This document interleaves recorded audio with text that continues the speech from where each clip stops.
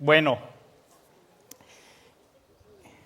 hoy tengo el privilegio nuevamente de estar compartiendo con ustedes la palabra del Señor, y como ustedes saben, estamos en esta serie, una nueva vida en Cristo, y estamos hablando en el libro, en la carta a los Colosenses, ¿ok?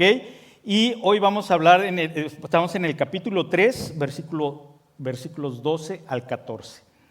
Y yo puse como título también a este pasaje, y es un título y una pregunta. ¿Es importante cómo nos vestimos? Y yo sé que ahorita están muchos pensamientos en sus mentes, ¿no? ¿A qué se refiere, no? Pero déjenme decirles, sí es muy importante cómo nos vestimos. Es muy importante, para Dios es muy importante. Es más, Dios desde el Génesis, a los primeros que vistió fueron Adán y a Eva. ¿Por qué los vistió? Ellos habían desobedecido, ellos habían ido en contra de la voluntad de Dios, y ellos quisieron cubrirse y quisieron vestir su vergüenza, su desobediencia a través de sus propios medios. Y ellos se cubrieron con hojas. Sin embargo, Dios dijo, no es así. No solamente es cubrirse esa vergüenza por tus propios medios. Y desde un inicio Dios está mostrando el amor de Él hacia nosotros. Dijo, yo los voy a cubrir, y Dios los vistió. Y Dios no los vistió con hojas, sino los vistió con pieles.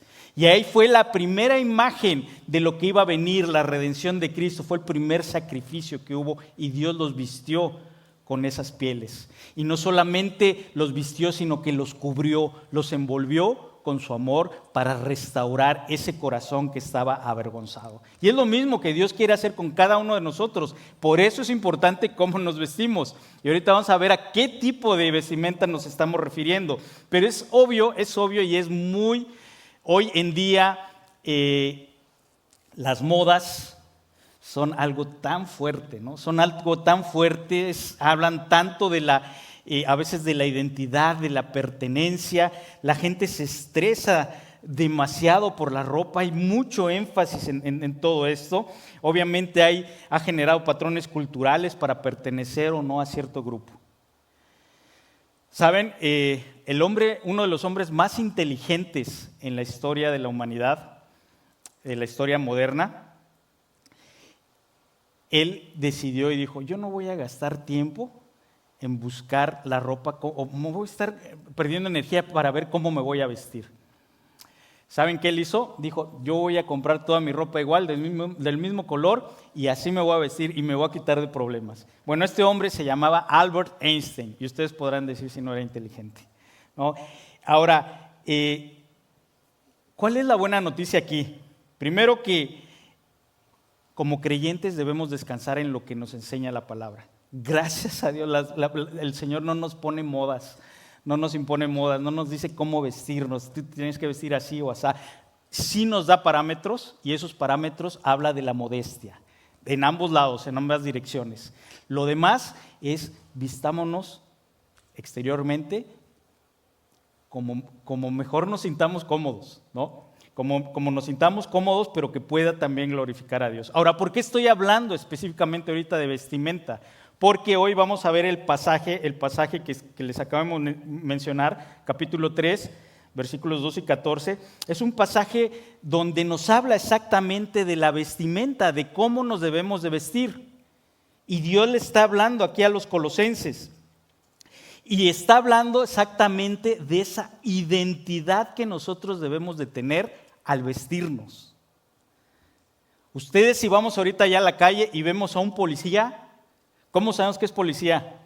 Pues porque está vestido de policía. Si vamos a un hospital, vemos a los médicos, sabemos que son médicos porque están vestidos de médicos. Entonces lo que Dios quiere ahora es que esta identidad se pueda reflejar hacia afuera. Y no estoy hablando exactamente de la ropa y la vestimenta física, sino la vestimenta y la ropa que Dios quiere que tengamos en nuestros corazones, en nuestra mente, que muestren una realidad y una diferencia al mundo hacia afuera. ¿Ok? Entonces, que podamos representar esa identidad de hijos del Rey.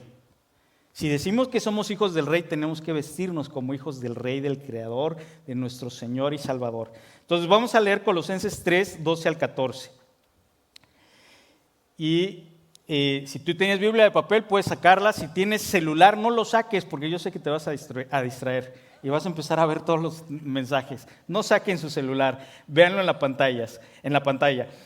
Colosenses 3:12 dice: dado que Dios los eligió para que sean su pueblo santo y amado por Él, ustedes tienen que vestirse de tierna compasión, bondad, humildad, gentileza y paciencia. Sean comprensivos con las faltas de los demás y perdonen a todo el que los ofenda. Recuerden que el Señor los perdonó a ustedes, así que ustedes deben perdonar a otros. Sobre todo, vístanse de amor, lo cual nos une a todos en perfecta armonía. Gracias. Después de ver este pasaje, uno podría decir, esa ropa como que está difícil. Humanamente casi podríamos decir que es como que muy difícil, o podríamos decir a veces es imposible podernos vestir de compasión, bondad, humildad, mansedumbre, paciencia y perdón y además amor. Señor, qué difícil. Sin embargo, obviamente si lo queremos hacer nosotros solos, no vamos a poder. Y por eso hice referencia en Génesis. Dios vistió a Adán y a Eva. Y eso es lo que hoy debemos de estar buscando, que Dios nos vista, que le pidamos la ayuda a Dios para que Él nos vista. ¿Ok? Entonces, hemos visto aquí en Colosenses cómo ha sido un proceso y está hablando de un cambio radical en nuestros corazones. Este cambio radical nos está diciendo que debe haber un proceso de cambio. Primero hay un cambio radical en nuestros corazones, tenemos una convicción, decimos sí, lo voy a hacer y después empieza ese proceso de trabajar en nuestro carácter y en nuestra conducta. ¿Ok? Y por eso en Colosenses 3:3 simplemente para recordar, dice que tú y yo hemos muerto en Cristo. Somos muertos juntamente con Cristo, pero ¿saben qué? No solamente eso, dice que fuimos resucitados juntamente con Él. Y esa es nuestra gran victoria y esperanza, y es donde tenemos que forjar y amarrarnos y asirnos a esa fe. Fíjense, el teólogo norteamericano Michael Horton lo dice de esta manera, dijo, Dios no vino a nosotros a mejorar nuestra vida, sino a acabar con ella. ¿Sí lo escuchamos? Dios no vino a nosotros a mejorar nuestra vida, sino a acabar con ella. Y tal vez están pensando, Dios no vino a hacernos una mejora. Dice, Él vino a acabar con nosotros para resucitarnos juntamente con Cristo, para andar en una nueva vida, en una nueva identidad en Cristo. Y por eso también hablan en el libro de Corintios 5:17, en la carta a los Corintios 5:17, dice que si alguno está en Cristo, si tú estás en Cristo, nueva criatura eres. Las cosas viejas pasaron, he aquí todas vienen a ser hechas nuevas. Si tú estás en Cristo, tienes que tener esa convicción y empezar a trabajar, embarcarnos en ese proceso de cambio. Y aquí en el versículo 12 nuevamente nos habla, ese de Corintios 5:17 nos está diciendo, está hablando de la identidad de ser como Él. Después aquí en este versículo 12 de Colosenses dice que Dios nos eligió para que seamos su pueblo santo. O sea, aquí está hablando de pertenencia, la necesidad que todos tenemos en la humanidad de ser amados y pertenecer. Si ustedes se ponen a ver, o sea, muchos de nuestros comportamientos son porque queremos pertenecer a algo, queremos ser parte de, queremos ser amados. Dios nos creó con esa necesidad de pertenecer y ser amados. Ahora, ustedes se acuerdan también de Primera de Pedro 2:9, dice que somos linaje escogido, real sacerdocio, nación santa, pueblo adquirido por Dios, ¿para qué? Para anunciar las virtudes de aquel que nos llamó de las tinieblas a su luz admirable. Es parte de nuestra identidad y es parte de lo que Dios quiere que hoy nos estemos vistiendo, con esa identidad en Cristo.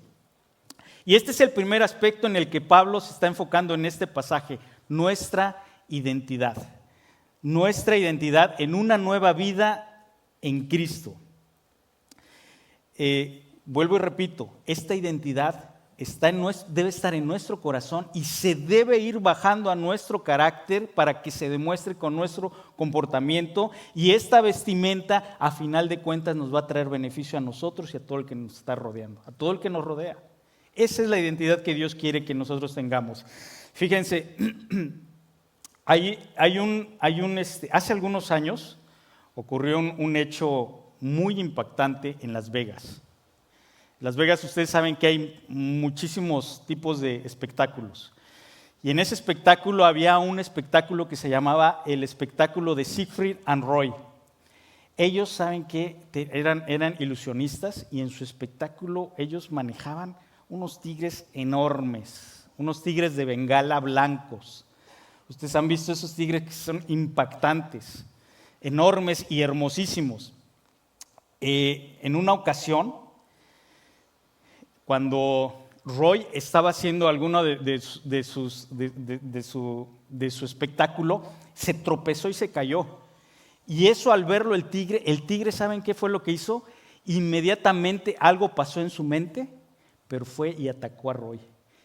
¿Se imaginan ustedes el espectáculo en medio de todo el público cuando el tigre agarró a Roy por la yugular y lo empezó a pasear por el escenario? Algo impactante, ¿no? Obviamente, la gente llegó a ayudarlo, pudieron darle un golpe al tigre en la cabeza y que este tigre soltara a Roy. Roy quedó muy mal, sin embargo sobrevivió, su espectáculo se acabó. Ahora, ¿qué les quiere decir con esta historia? ¿Y qué nos está diciendo Pablo aquí? Al día siguiente, en los titulares y en los noticiarios salieron: el tigre se volvió loco. Pero ¿saben qué? El tigre no se volvió loco. El tigre se volvió tigre. El tigre sacó su identidad de tigre. No se volvió loco. Estaba volviéndose loco, estaba actuando como loco cuando lo hacían. Imagínense, lo hacían en el show, lo hacían andar en un monociclo con un casco. Ahí sí estaba loco. Y más cuando estaba actuando, tratando de actuar como un payaso, ¿no? Pero ¿qué nos está diciendo Pablo aquí? Que nosotros a veces se nos olvida nuestra identidad y a veces actuamos como ese tigre, y cuando alguien se cae, se tropieza, nos lo vamos a la yugular. Y eso no es exactamente lo que Dios quiere, ¿verdad? Dios quiere que cambiemos nuestra identidad y empecemos a ver a los demás como Dios nos ve a cada uno de nosotros. Dios sí quiere que hagamos morir el pecado y quiere que nos transformemos en esos tigres para atacar el pecado. Por eso en el versículo 5 de este capítulo 3 dice que hay que hacer morir el pecado. Y hay que acabar con el pecado antes de que el pecado acabe con nosotros. Si nosotros no acabamos con el pecado va a acabar con nosotros. Voy a leer nuevamente el versículo 12 y dice: dado que Dios los eligió para que sean su pueblo santo y amado por Él, ustedes tienen que vestirse de entrañable misericordia, bondad, humildad, mansedumbre y paciencia. ¿Ok? Entrañable misericordia, bondad, humildad, mansedumbre y paciencia. ¿Pero por qué dice esto? Porque Dios nos eligió para ser su pueblo santo y amado por Él. Ahora, ¿por qué? Muchos dicen, ¿por qué Dios quiere que seamos santos? Primero, porque es la única forma en que nos podamos acercar a Él. Pero hay muchísimos beneficios, y hemos hablado de la santidad, y no vamos a mencionar ahí toda la gran bendición que tenemos cuando nos acercamos a Dios. Pero uno de esas grandes bendiciones es que Dios quiere que tengamos gozo. ¿Quién no quiere tener gozo hoy aquí? Todos quisiéramos tener gozo. Vivimos en un mundo donde vivimos mucho estrés, mucha tensión, y todos quisiéramos tener ese gozo. Ahora, ese gozo es cuando nosotros nos acercamos a Él. Muchos piensan que los santos o la santidad tienen que ver con ser aburrido, con estar de mal carácter, con no tener nada que ver con la gente, que estar o irse a aislarse. No. O sea, Él dice que es el bienaventurado y Él nos quiere llenar de gozo cuando nos acerquemos a Él. Ahora, ¿por qué? Por la simple y sencilla razón, porque Él nos ama. Fíjense, normalmente a veces se tiene la idea de que el santo es una persona que, digamos que no comete errores, que es perfecta, pero eso no es. Un santo es una persona que está buscando constantemente acercarse a Dios. Tiene errores, pero nos estamos buscando acercar. Tenemos errores, aquí todos son santos. Todos somos santos porque Cristo lo ha hecho por nosotros a través de su sangre. Tenemos errores, ¿sí? Pero vamos delante del Señor y Él es quien nos limpia. Ahora,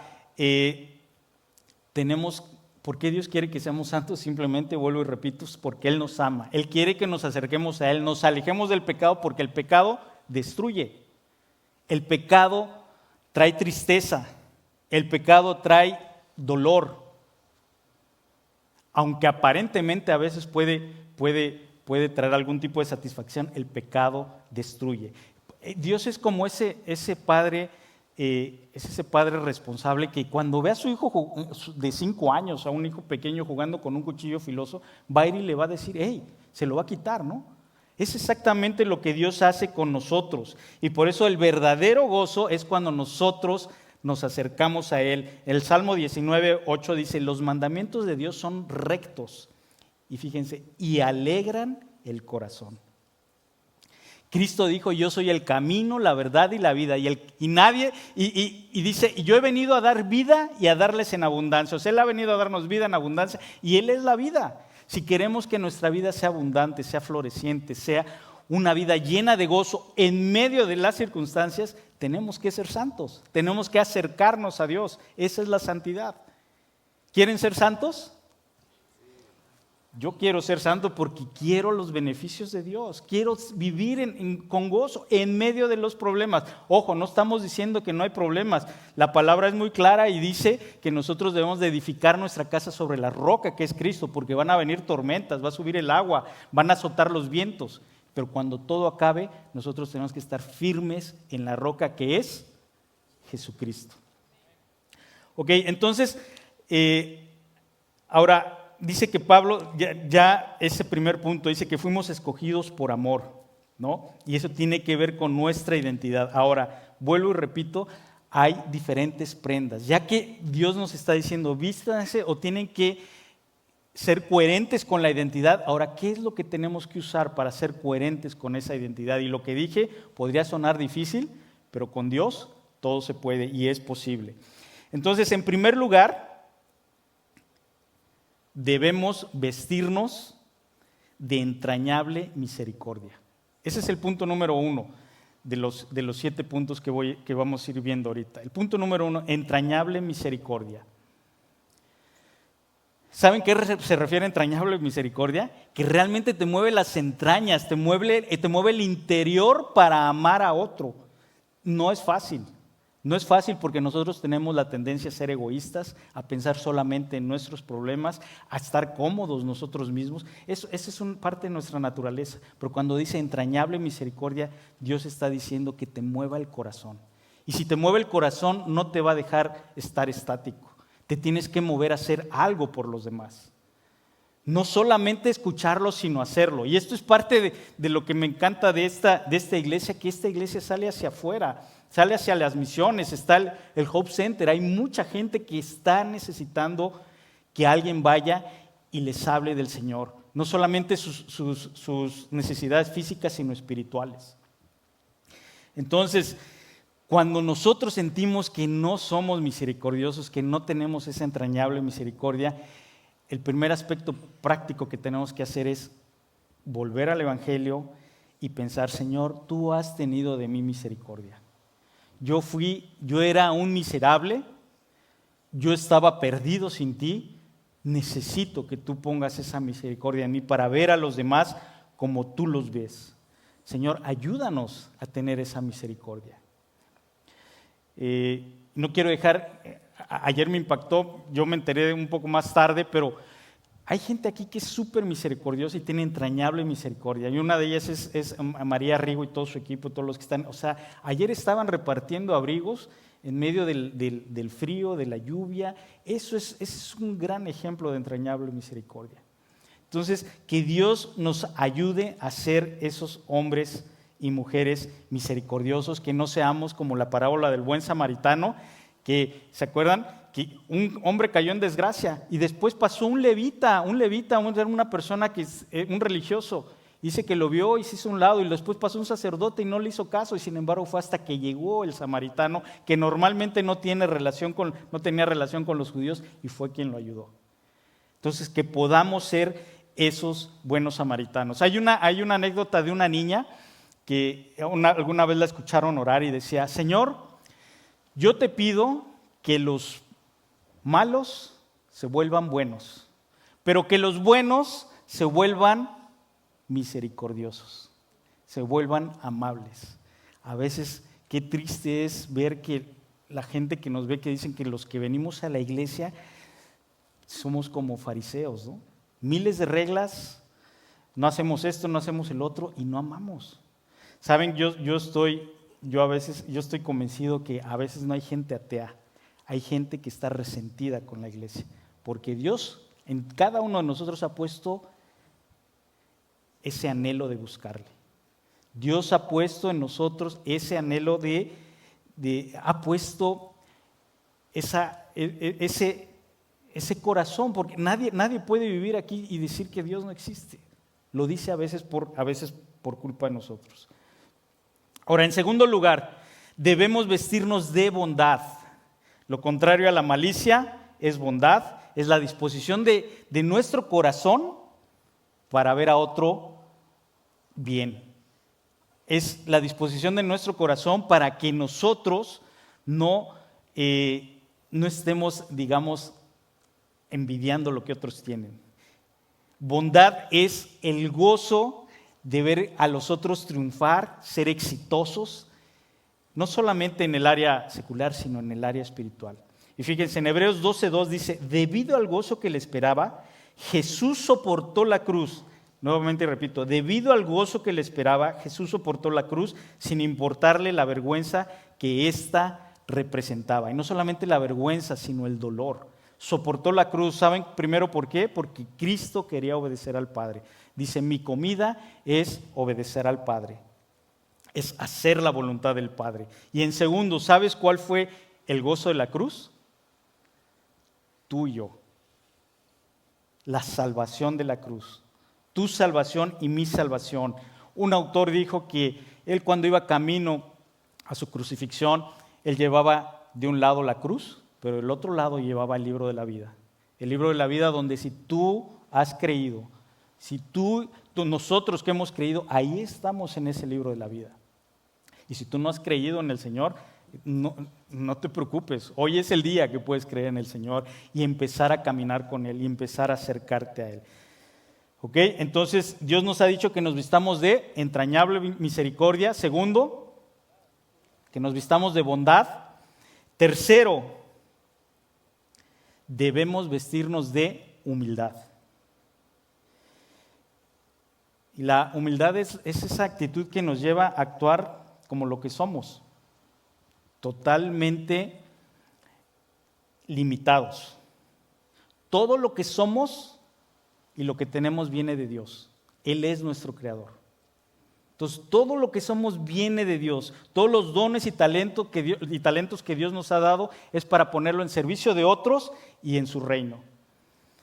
Pero hay un pasaje que en 1 Corintios 4:7 que dice: ¿qué tienes tú que no hayas recibido?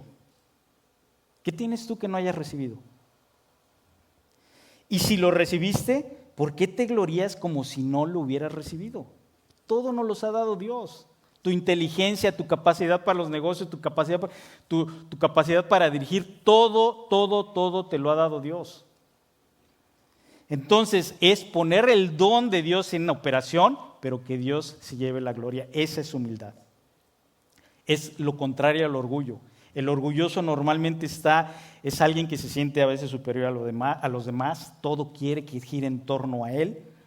Sin embargo, fíjense lo que dice C.S. Lewis. ¿Qué es lo que pasa con el orgulloso? Dice que el hombre orgulloso, cuando alguien es orgulloso, ya está viviendo el infierno aquí en la tierra. Qué duro, ¿no? Cuando somos orgullosos, estamos viviendo, y dice: un hombre orgulloso siempre está preocupado por su propia dignidad, por su propio enaltecimiento, siempre está agraviado, siempre está lleno de envidia, presunción, resentimiento. Esto va a llevar a la amargura y esto es vivir un infierno aquí en la tierra. Ahora, fíjense, aquí viene un examen para todos. Y es donde no solamente Dios nos dice que conozcamos de la palabra, sino que la pongamos en práctica. Y no solamente digamos, ay, esos orgullosos, son de lo peor. No, o sea, Dios está diciendo, y aquí viene la pregunta, ¿nos ofendemos mucho? A cada rato pensamos, no, es que no me tomaron en cuenta. Eso que dijeron de mí fue injusto. No, es que parece que no me ven. ¿Saben qué? Si es así, tenemos un problema de orgullo.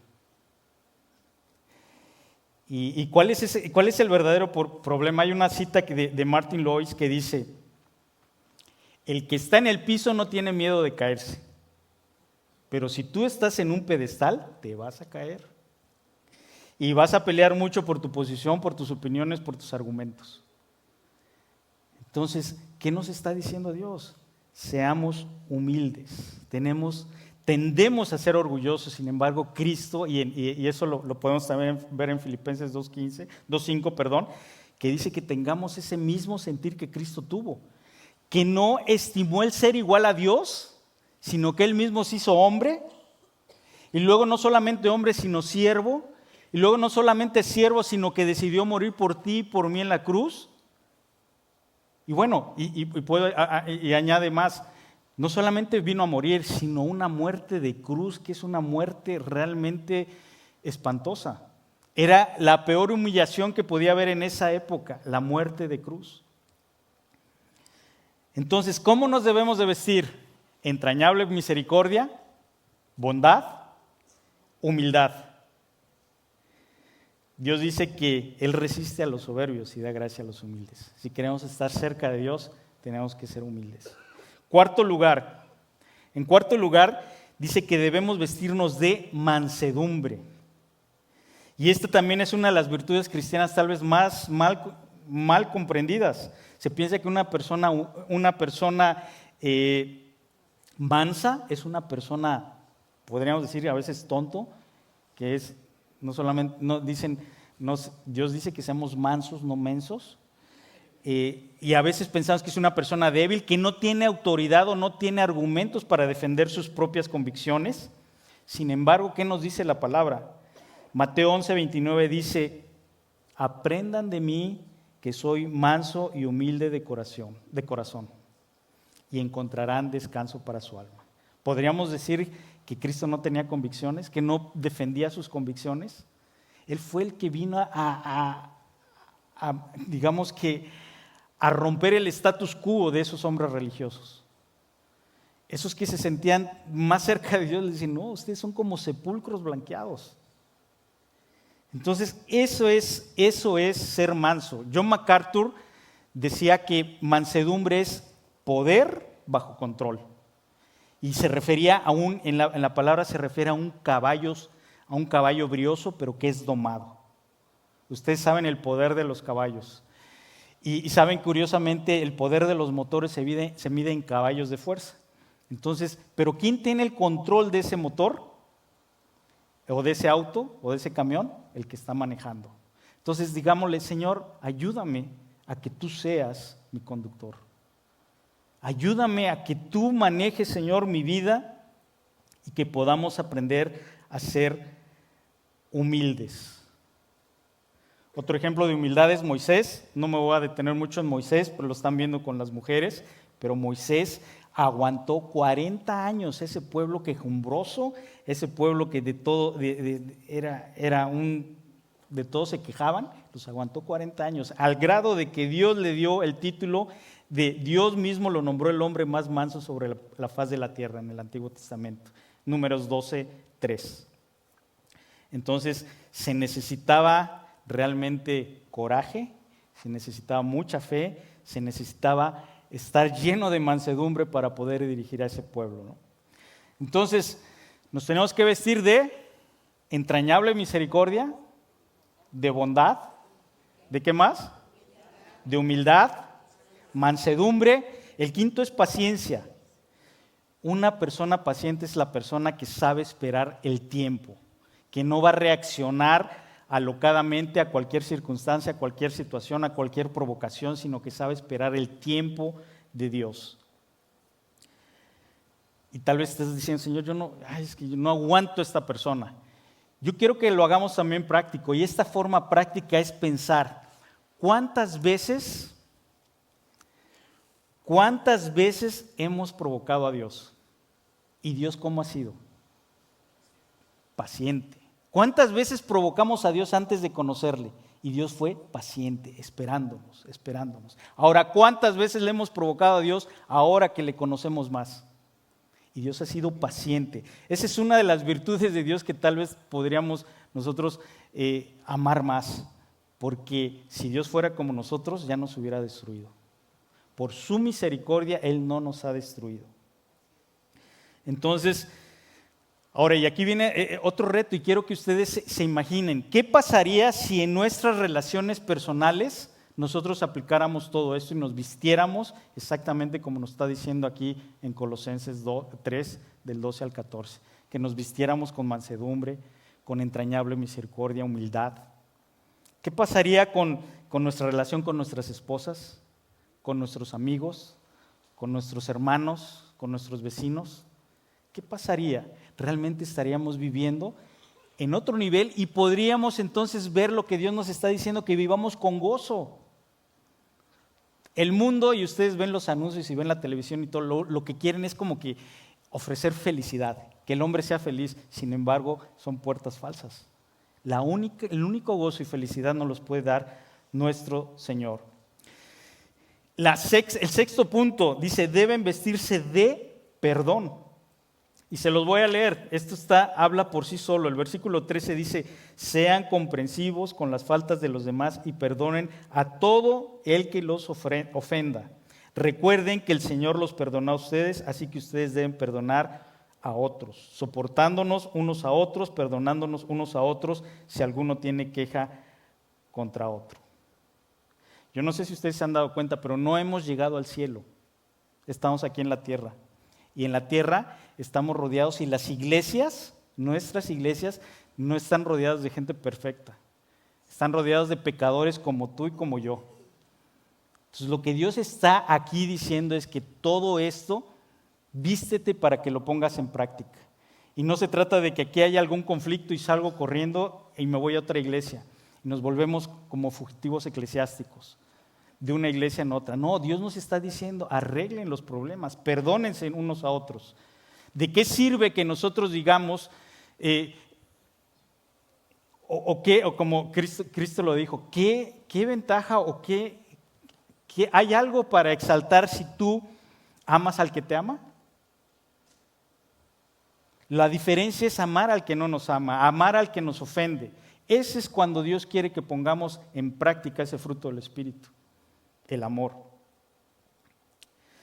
Entonces, ahora, perdonar no es fácil, por supuesto. Perdonar se forja en la agonía de una oración privada para que después lo podamos manifestar en público. No es fácil, ni estoy minimizando a veces algunas cosas que podríamos sentirnos nosotros ofendidos, o podríamos sentirnos, es que me lastimó mucho. Pero hay que llevarlo a la cruz, así como Cristo fue primero al Getsemaní y oró y dijo, Señor, si es posible que no pase de mí esta copa, pero que sea tu voluntad y no la mía. Así tenemos que decirle al Señor, Señor, ayúdame. Y casi voy terminando con el punto 7. Dice, sobre todo, vístanse. Y en el original, vestirse es cubrirse, envolverse con amor. Sobre todo vístanse de amor, lo cual nos une a todos en perfecta armonía. Si hay algo claro en la Escritura, es el lugar preeminente del amor. En Corintios ustedes han visto que habla del amor, y al final dice, ahora permanecen la fe, la esperanza y el amor. Pero el más importante de todos es el amor. ¿Y saben por qué? Porque cuando estemos con el Señor, el amor va a continuar. La fe y la esperanza ya no la vamos a ocupar porque vamos a estar en su presencia. pero el amor nunca se va a acabar y de hecho es una de los atributos y esencia de Dios. Entonces tenemos que hacer lo posible por vestirnos como Dios nos está pidiendo. Entonces, ¿es importante cómo nos vestimos? Sí, pero Dios no se está refiriendo a los trapos que nos ponemos encima. Está hablando del corazón, de las cosas que deben de haber en nuestro corazón.